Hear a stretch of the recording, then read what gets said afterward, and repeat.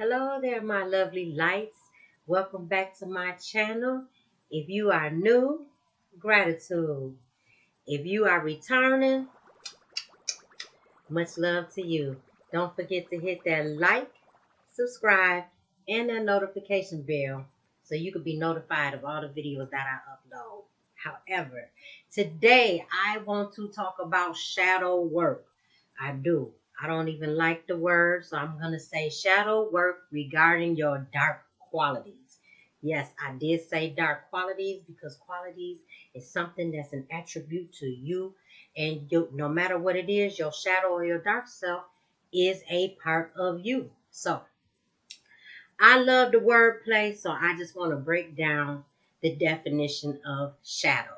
Okay, just walk with me. Okay, so the definition of shadow is a dark area or shape. There go mine back there. That's produced by a body coming between rays of light and a surface. The second definition, an inseparable attendant or companion.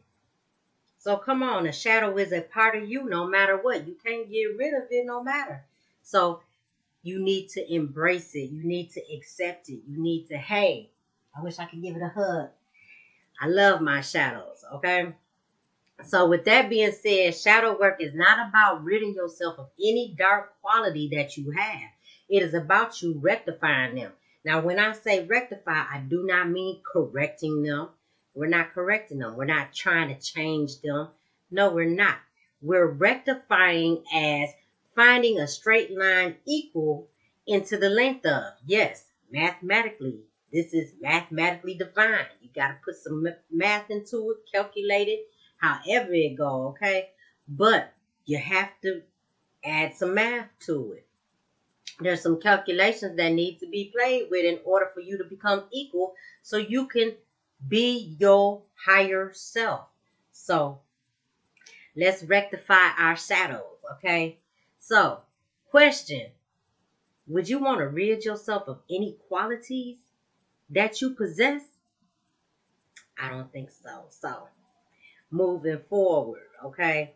So we're not ridding our shadows. As I said, we are understanding and bringing to balance our shadows.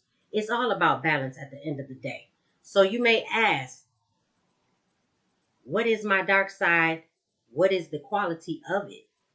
All things derive of darkness for one. Think about it. You won't have light without the dark. It goes hand in hand. Light comes from the darkness. Your whole substance was made in darkness. You come from out of the womb. The womb is dark within and it pushes you into the light. So without the darkness, you would not have been made. So your darkness is a part of you. Period. Okay? That's just the thought I wanted to feed you because I need you to start thinking about your shadow or shadow work in a whole different light. You see how I did that? So we want to look at it in a whole different light. I want to try to help change your perspective because a lot of times when people hear shadow work, they think of evil, darkness, something bad, a flaw, work as being tedious, work as being a task. No, this is all about learning yourself, understanding yourself, and embracing yourself as you are. That's all. So, hey, for the second part, your character. Your darkness has shaped your character. Your darkness has shaped the survival within you. It molded your being and most likely shaped you to who you are. And this happened at your darkest time, your darkest hour. You know, a lot of that I could say for myself. I didn't gain my strength until I was in the dark. I was in the dark and I wanted to force myself into the light. I was motivated to move. You know, sometimes we get stuck in a rut in the dark while at the same time you don't get stuck for long. You don't. You end up coming up out of that. Whether it's with the assistance of somebody else or you come into self-realization like, no, something got to be changed. I can't continue on feeling like this. I can't continue living like this. And then it sparks something up. It ignites something within you to move past. that whole darkness surrounding you. You start looking at darkness in a whole different light. Again, darkness is light.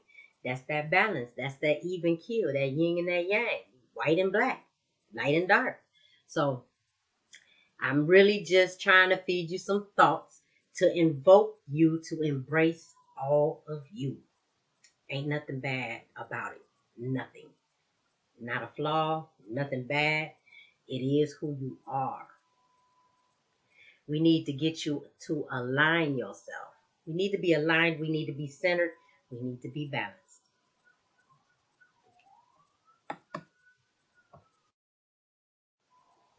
So, to understand yourself, or to understand your shadow, shall I say, you have to dig deep within yourself and search within yourself. It's time to put in that effort to produce the work. And I don't profess this to be easy. It's not easy. It's some things are going to be harder than others, but it's something that needs to be done. You need to uproot excuses and replant the truth within yourself. It takes work. However, you need to be patient with yourself. There are going to come across some things or some situations or rehashed emotions. Be patient with yourself. You're able to feel frustrated. You're able to feel that anger. You're able to be upset. It's okay to feel these things. It's okay to feel these things. Just be patient with yourself. Because a lot of times you think, I should have been over this. I don't want to go through this and whatnot. I'm going to say it again. Be patient with yourself. Okay? Especially during those difficult matters. So, when you're dealing with trauma, patience is the virtue because there's no time, there's no deadline to be healed of these things. You have super grown people over their 50s that still haven't healed from something in their childhood. There's no time frame. I can't tell you, you're going to be healed of this within a week or you're going to be healed of this within a month or 3 months. I don't know what your time frame or your timeline is going to be for your healing process, but you need to start somewhere. I believe the more effort you put excuse me, and the more heartfelt you are about it, the quicker your healing will come. It's all about what you put in. What you put in is what you'll get out. So, some examples, and I share these examples with you because these examples are somewhat a part of me. I can only share what I know. So I'll be sharing some personal things with you, and I have no qualms about it because, hey, we're here to help each other. So, like, the examples that I share, like with my trauma, me healing from trauma. So one of my triggers is I didn't like being alone. So I'm like, well, why is it that I don't like being alone? Well, that's when I got molested. I go back. You have to retract to the first time that you felt this feeling of not liking to be alone. And when I retract back and I went through the archives of my mind, I said, oh, well, I was molested when I was alone. After I got molested, and after, and then I had went through a whole nother situation where I was raped. And again, I was by myself when these things had occurred. So I'm like, I feel safer around people and not by myself. So it's not about, some people might go through abandonment issues. Mine was so much, it seemed like I was always getting sexually harmed when I was by myself. So I had to go back to my inner child, my younger self, and go through comforting and allowing myself to feel safe and secure by myself. So there's, like I said, there's work that you have to do. So after you find out the reason why you feel a certain type of way or there's a fear about a certain type of thing, there's some work you have to put in. So now that I have ensured myself of safety when I'm by myself, now I can know the balance between loving to be by myself and loving to be around company. I don't have to be surrounded by people in order to feel safe. I got the balance. And now it's creating harmony. It's working together. So my situation won't be everyone's situation, but I share that to help bring some light to your situation so you can understand. It's deep. It's not no on the surface stuff. So I want you to be encouraged as I was encouraged to do so. So now you see I'm wearing my red. I was in all black because while I was doing my shadow work, and I was doing shadow work for about almost 2 months, I was wearing black to represent my shadow work, just a reminder to myself to embrace my shadows no matter what, no matter how dark it may seem, embrace it. So now I'm moving on to my chakras. I'm dealing with the root chakra, so I'm wearing more red. You'll see me in more red. And then when I feel like I moved on from my root chakra, I'll be going on to my sacral, to my solar, to my heart, to my throat, to my third eye, and my crown. I'm going to be moving on up, so you'll be seeing me in different colors. But right now, you'll be seeing me rocking the red. So, that's me putting in my work, embracing my shadows and working with my chakras. So there's some things that you have to incorporate in your everyday life. So now that I'm not letting my shadow dictate my light, and I'm allowing it to come together and work together as one, they're unionizing. I'm all right. I'm learning balance. So I just want you to be able to give yourself to heal from the wounds of your trauma, just as I gave myself time to heal from my trauma. So moving forward. And again, I need you to be patient. So now, moving forward, okay?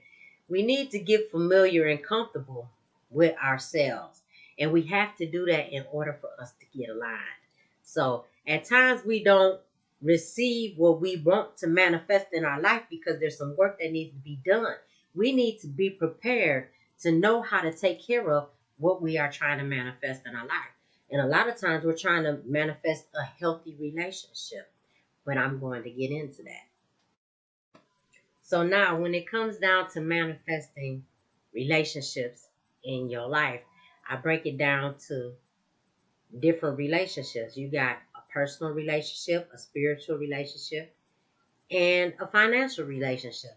So, in a personal relationship with another spouse or companion, you question yourself, is my relationship healthy or is it toxic? Are they toxic? Are they abusive? Or are you codependent?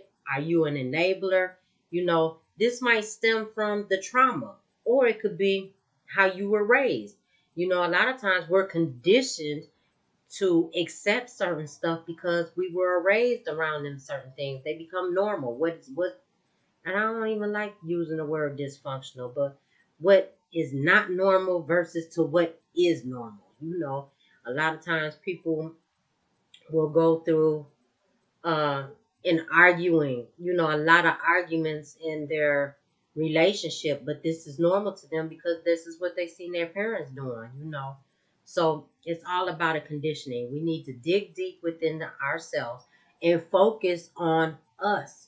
We cannot be focused on what the other person is doing or anything. I have posed them questions to really invoke thoughts of, why are you attracting what you're attracting? There's something that you're doing. There's something that you possess that you do need to change. And this don't have nothing to do with your shadow necessarily.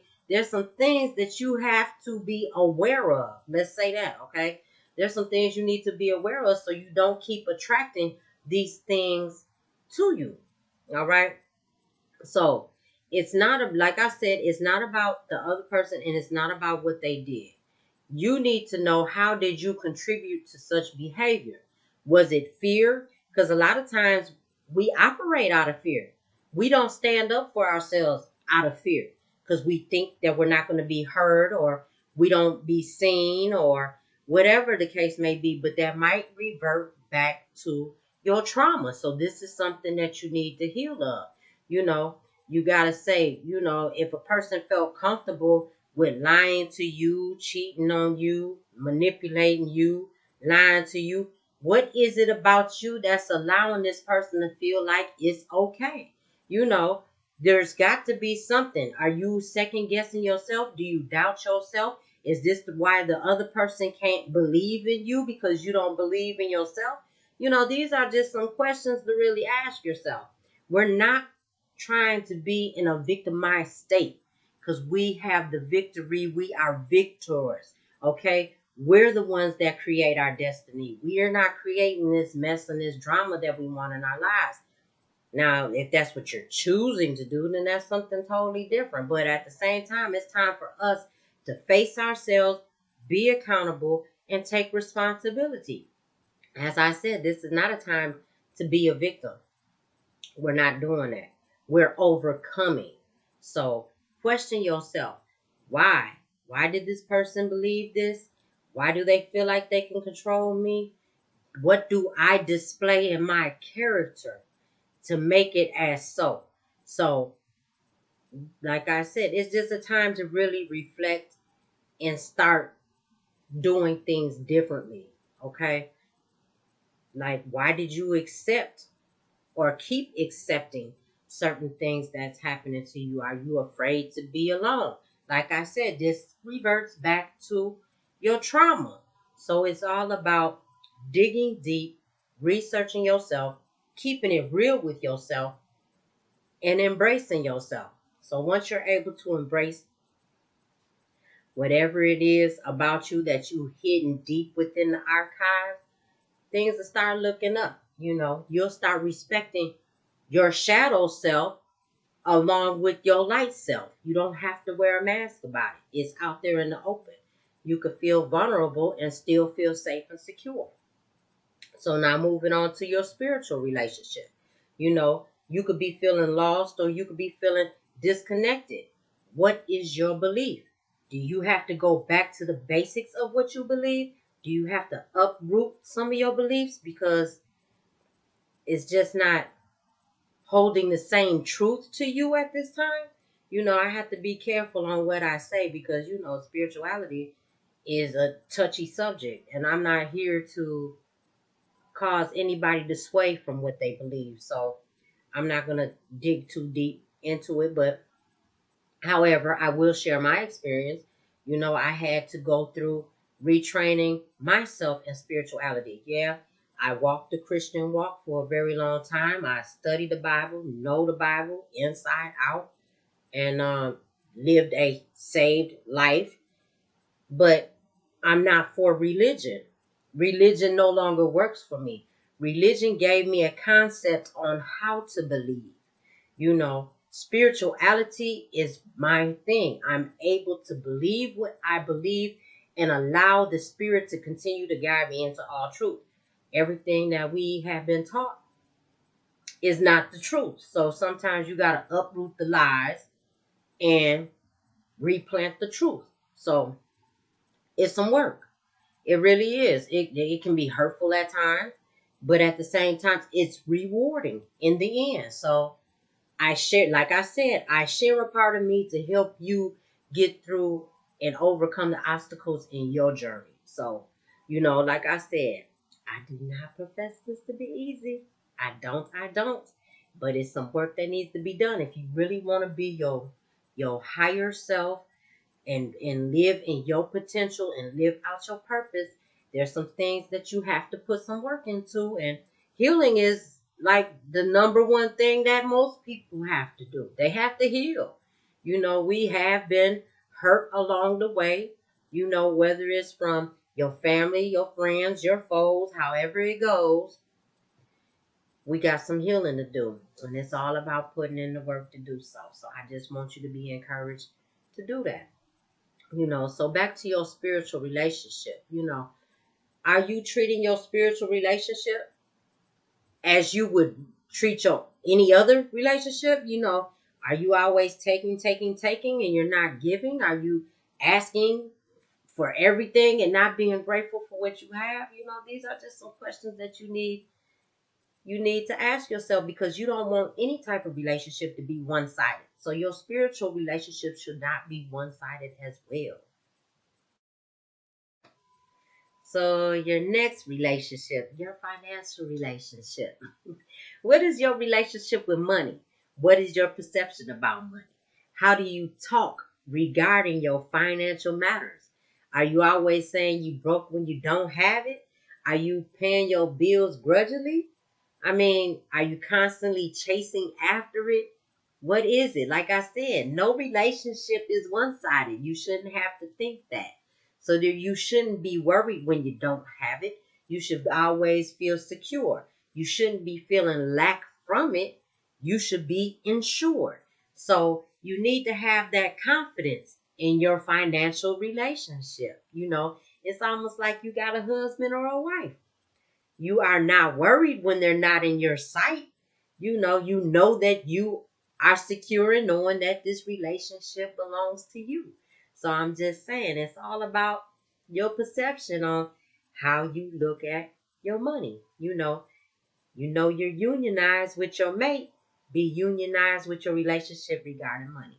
So pay attention to your emotional reactions, which can be your triggers. Pay attention to them.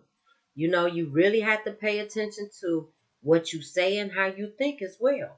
In this practice, it allows you to learn what you give power to ends up having power over you. So it's all about balance at the end of the day. You have to have balance. Don't let nothing overpower you. Nothing. Not your emotions, not your triggers, not your fears. It's all about balance at the end of the day. So sometimes you got to be creative with your shadow work. Express yourself through art. Create a vision board. Sometimes you have to visualize it. You have to see it sometimes in order for some things to come into fruition. I really don't like saying keep a journal, but at the same time, journals, writing it down on paper will get that energy out. And at the same time, when you reflect back and you can read it, maybe it'll hit you different. Okay. So be creative. Go on solo dates with yourself. Do what you like to do. Tap into you. Have an inner conversation with your younger self, you know, with your inner child, secure your inner child. Let your inner child know if you're not to blame. And what you know now in your adult life, feed it to your inner child because your inner child didn't know any better while being a child. So, sometimes we have to go back and revert back and lift that child on up. Give yourself that positive self talk. Uncover yourself, understand yourself, heal yourself, integrate with your shadow self. So it's all about embracing self and becoming a union. You know, there's one thing that does come to mind as if like you're battling with yourself, like when you're trying to change the way you see things or your perception of things, like your logical mind could say, hey, I want a new car.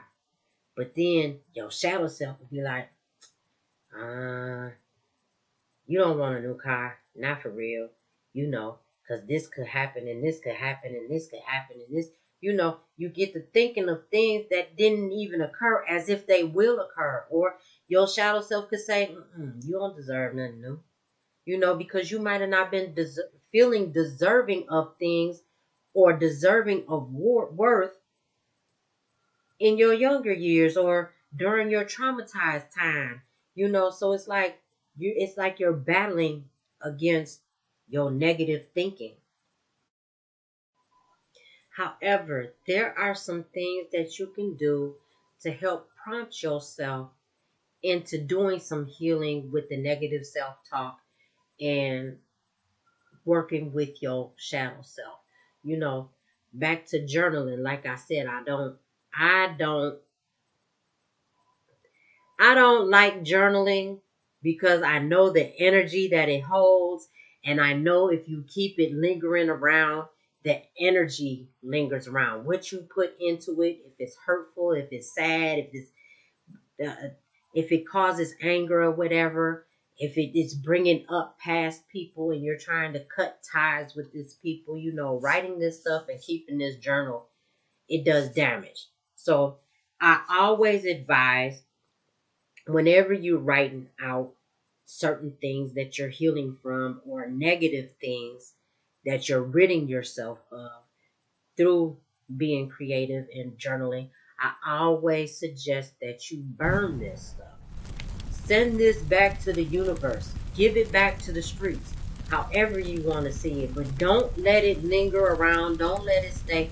That's just like you doing protective work and you're trying to protect your house of negativity. You know, you don't want to let certain stuff that creates the negative vibe, you don't want that to keep residing around you. You don't want it to keep lingering around you. You want it to get on away from you. So I always suggest you burning your journal, which you've seen at the beginning of this video. I was having my burning ritual. Yeah, I took some things out of my house that I did not want that energy of anymore. Things that I wrote, I found some old journaling that I did, and when I read it, I rehashed that energy right back when I wrote it. I felt it. That's why I've been working on this little small positivity jar. I didn't decorate it or anything, and it's not elaborate like my first jar, but I create the positive jar because I write down my positive notes that happens on certain days. I put the date on it, and then I wait for a year. I open it up and I read my notes again. And all the energy, the positive energy that I wrote in the notes, I get it right back when I read it again. It's the same with journaling. That negativity, the negative energy, however it goes that you're healing up, it will remain in your space if you don't get rid of it. Don't just toss it out and throw it in the garbage. Burn it, like I said. Send it back up to the universe. Be done with it. I promise you, after my burning ritual, I felt freed. I did. I even burnt a couple of clothing items that was given to me by a person that means me no well. I promise you. I got rid of it because their energy, their negative energy, was tied to them clothes. And I'm telling you, I know, because when it turned to ash and there wasn't any more fire, the flames sparked right back on up again as if I restarted the fire. So I'm telling you, there is, man, you really just don't know the importance of energy. You really don't, but I do want you to know the importance of energy. And I'm telling you, rid yourself of that energy, burn it. I prefer to burn my stuff under the full moon because that's the time of releasing. However, I just got sidetracked. Let me bring it on back and let's move on forward, okay? So, when you're doing this journaling of your healing process of, working with your shadows, there's some questions that you want to pose. Back to the example that I was giving earlier about, oh, your logical mind says, I want a new car, but then your shadow self is saying no and feeding you all these reasons why you shouldn't have a new car. All the negative thinking, the negative self talk. So, when you come across these things, there's some questions that you need to ask yourself. The first question you need to ask yourself are, what are you afraid of if this dream comes true? What are you afraid of if this manifestation comes? And the other question is, what are you trying to avoid? What emotions do you need to feel in order to make this happen? So you can override that shadow side. Bring it to balance. Like, hey, I understand your concerns, but hey, this is what we need. You got to talk to your shadow self sometimes. Bring some logic to your shadows. You're not getting rid of your shadows, you're embracing your shadows, and you're not quieting your shadows as if it didn't have a voice, but at the same time, you bringing some reasoning to your shadows. Okay? So, like I said, after you're doing this journaling and you got it all out, please, please, please burn this energy. Okay? I don't want this energy to reside with you because I definitely didn't like it when it was residing with me. Because it's like it's a never ending battle. Okay? So, your second thing that you want to do is think about the unattractive or unacceptable traits or characteristics that you strongly dislike about yourself. What is it that you don't like about yourself. Okay? And you need to question, what is unacceptable about this trait that I have? What makes it unacceptable? What makes it unattractive? You got to dig deep and get to an understanding on why you feel a certain type of way about yourself. you know, and you need to ask yourself, what does this trait say about me and what does it mean about me? What emotions are tied to this trait that I just find so unattractive or so unacceptable? Now it's time to strategize a plan. It's time to play chess with yourself.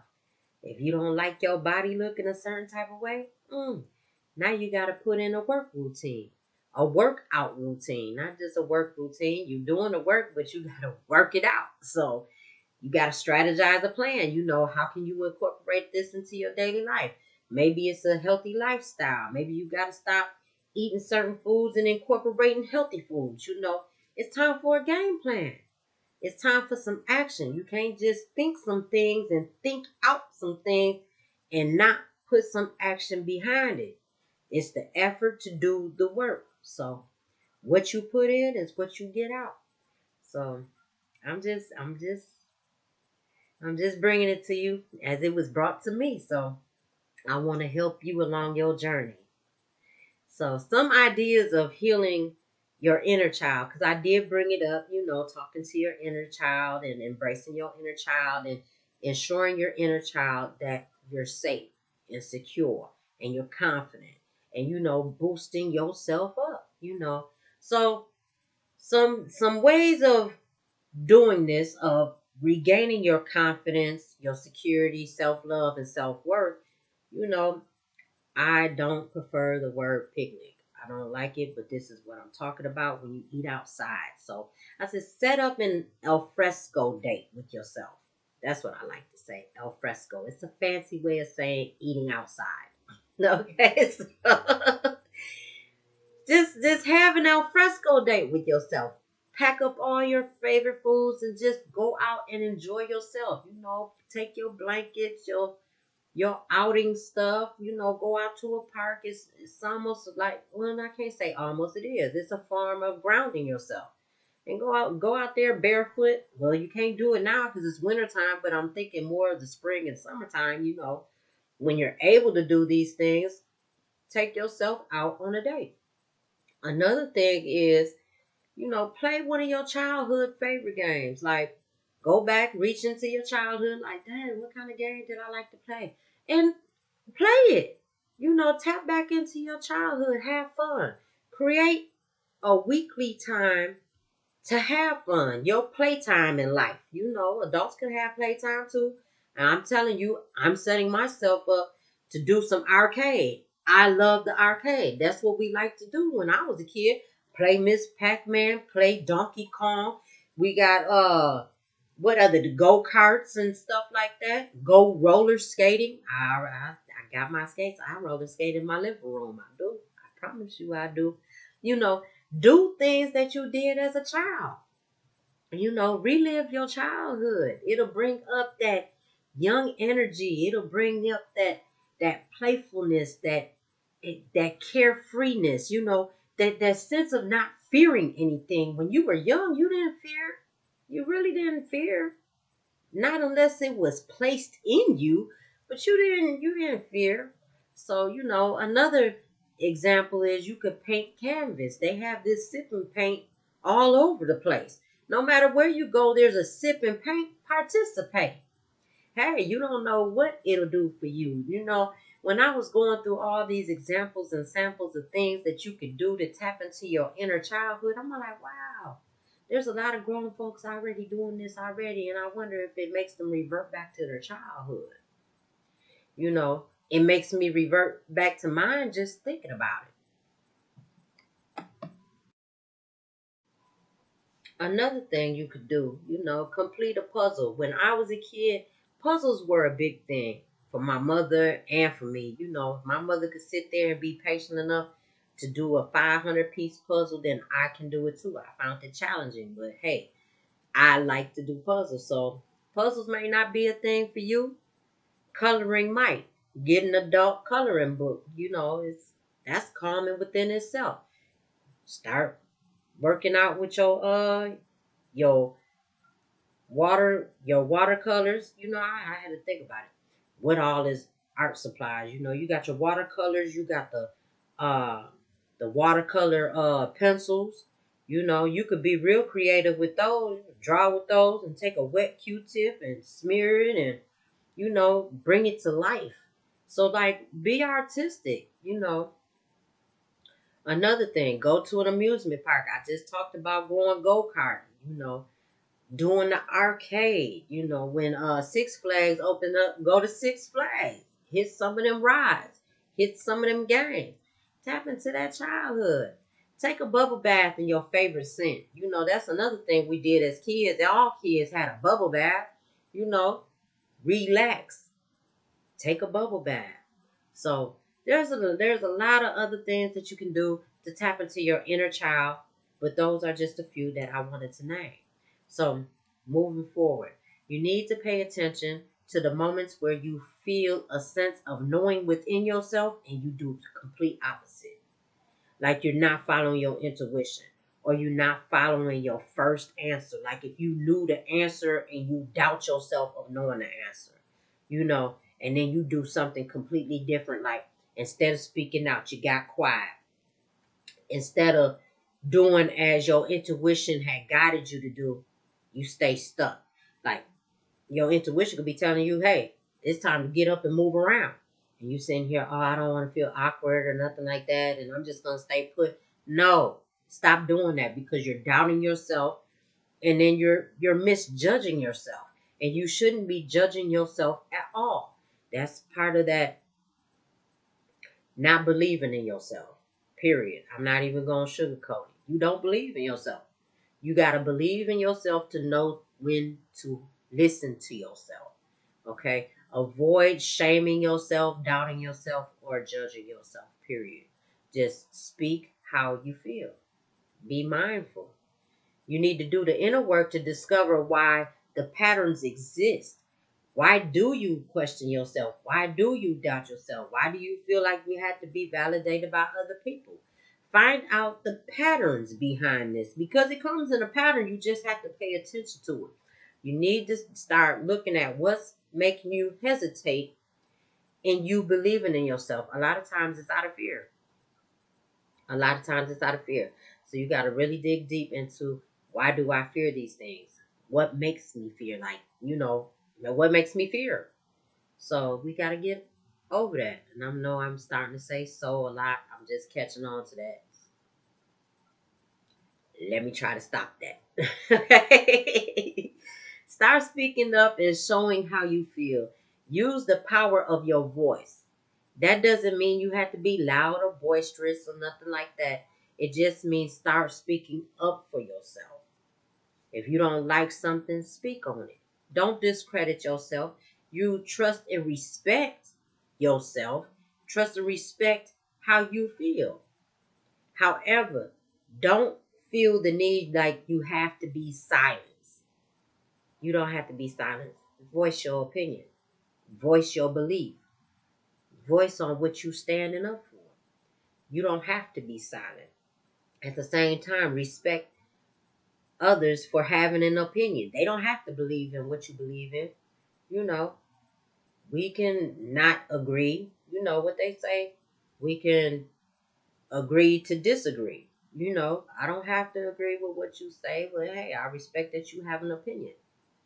Period. But I'm still going to believe in what I believe. No qualms about it. And don't feel bad about it. So, moving on. You need to be honest about what you don't like. It's not a time to be putting on a mask and putting on a front like, oh, it's okay. I could just get past this. I'm just gonna act like I like this. I'm just gonna act like everything's okay. Stop sweeping things underneath the rug, especially when it comes down to your emotions and your feelings. If you don't like something, voice it. Let it be known. You don't have to be disrespectful about it, but let it be known you need to express your needs better than somebody else can express your needs. You know, because you will have outsiders be telling you what you need. No, I don't need you to tell me what I need. I know what I need. And as a matter of fact, I could express what I need. You need to exercise your voice, especially when you wouldn't naturally. You know, there's a reason why you feel like you need to be silent. Maybe it's because you felt as a child you weren't ever being heard. So we need to get on past that. Exercise your voice, share your opinion, and create boundaries with people. So now that I talked to you about shadow work, I hope that you embrace your shadows. See my shadow back there? I wish I could hug my shadow. Be one with my shadow. Unionize with my shadow. My shadow is a part of me. Without me, my shadow wouldn't be. So, hey, embrace it. You see, I got my red on. I'm working on my root chakra. I will be making a video about healing your root chakra. You see, I got the Bugs Bunny because that's all I used to watch when I was a kid. Looney Tunes, Bugs Bunny. Well, before it was Looney Tunes, Bugs Bunny. So I'm tapping into my inner self, my inner child, doing my little inner child work. Well, let me not say that because it sounds like I'm minimizing my inner child. It's not little inner child. That's my inner child. That's my mini me. Okay. I like saying mini me. That's my mini me. But yes, that will conclude my video for shadow work. Thank you for hearing me out. Thank you for listening. I hope that I was helpful. Something that you could take throughout this video that'll be helpful to you along your journey. And I get tongue tied, but hey, I still pushed on through it and moved it on forward. So, my lovely lights, thank you for coming to my channel. Do not forget to hit that like, subscribe, and that notification bell. Hit that like. I'm telling you, I need to be getting out there on that platform. So, much love to you and gratitude. Thank you.